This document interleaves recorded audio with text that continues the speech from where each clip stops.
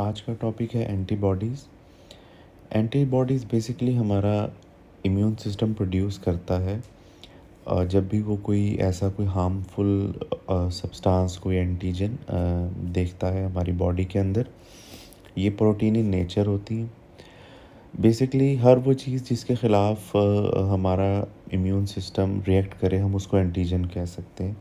तो एंटीजन जो है वो कोई एक्सटर्नल से आया हुआ कोई पार्टिकल, कोई पैथोजन, वायरस, बैक्टीरिया भी हो सकता है, या हमारे ही बॉडी का कोई सेल भी हो सकता है, या सेल का कोई पार्ट भी हो सकता है। तो जिस किसी भी चीज़ के ख़िलाफ़ जब भी हमारा इम्यून सिस्टम रिएक्ट करे तो वो हम उसको एंटीजन ही कहेंगे। तो बेसिकली हमारे पास 5 तरह की एंटीबॉडीज़ होती हैं, जिनका नाम गैमा, अल्फ़ा, म्यू, एप्सिलॉन और डेल्टा है। निमोनिक, गेम्ड है।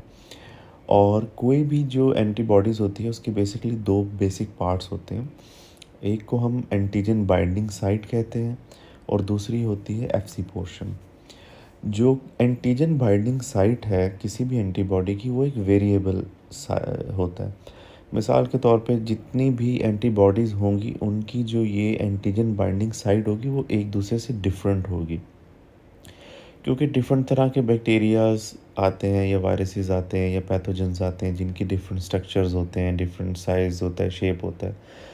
तो अटैचमेंट के लिए भी वेरिएबिलिटी ज़रूरी है, इसीलिए हर एंटीबॉडी एक दूसरे से भी डिफरेंट होती है और वो एक स्पेसिफिक ही एंटीजन या किसी को रिकग्नाइज कर सकती है।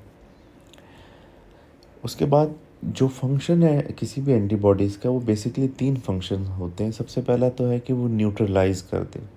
जिस तरह वो कोई भी वायरस है और उसकी जो भी प्रोटीन्स हैं उसके स्ट्रक्चर के बाहर, उन सबको न्यूट्रलाइज कर दे, उन सब के साथ अटैच हो जाए ताकि वो रेप्लिकेट ना कर सके या किसी और स्ट्रक्चर या किसी होस्ट सेल के साथ जाके वो अटैच ना हो सके। तो सबसे पहला इसका फंक्शन होता है कि न्यूट्रलाइज कर देती है पैथोजन को।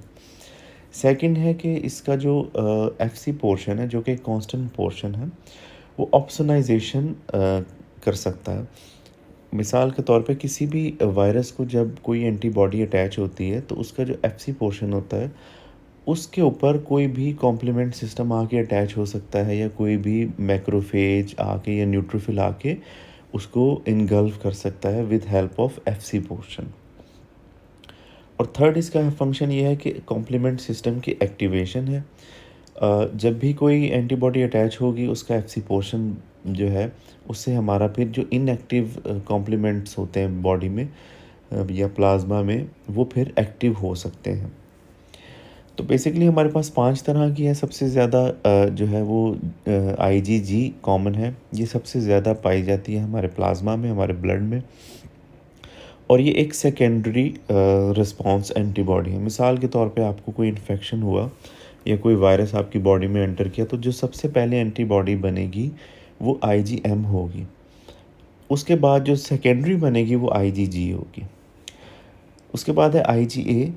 ये बेसिकली हमारे जितने भी सिक्रीशंस हैं उनमें पाई जाती है और इसका फंक्शन ये है कि ये कोशिश करती है कि कोई भी वायरस, बैक्टीरिया अटैच ना हो सके हमारी म्यूकस मेम्ब्रेन्स के साथ।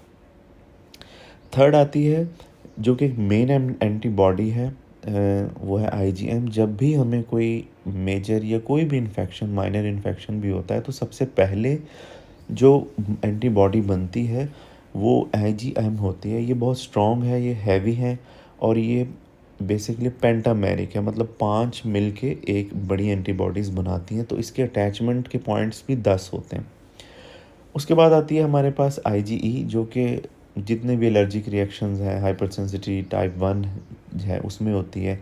मास्ट सेल के साथ अटैच होती है। जब भी रिएक्शन स्टार्ट होता है तो हिस्टामिन की रिलीज़ करवाती है और इन्फ्लेमेटरी प्रोसेस स्टार्ट करवाती है। और लास्ट में हमारे पास आईजीडी है। ये हमारे बेसिकली जो बी लिम्फोसाइट्स हैं उनके साथ अटैच होती है और एज ए रिसेप्टर उनके लिए काम करती है और किसी भी एंटीजन को अटैच हो सकती है। Thank you.